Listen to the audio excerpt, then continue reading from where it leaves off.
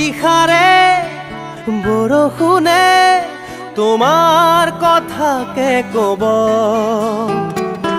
অভিমানী প্ৰতি খোজে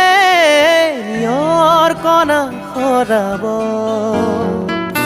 এখনি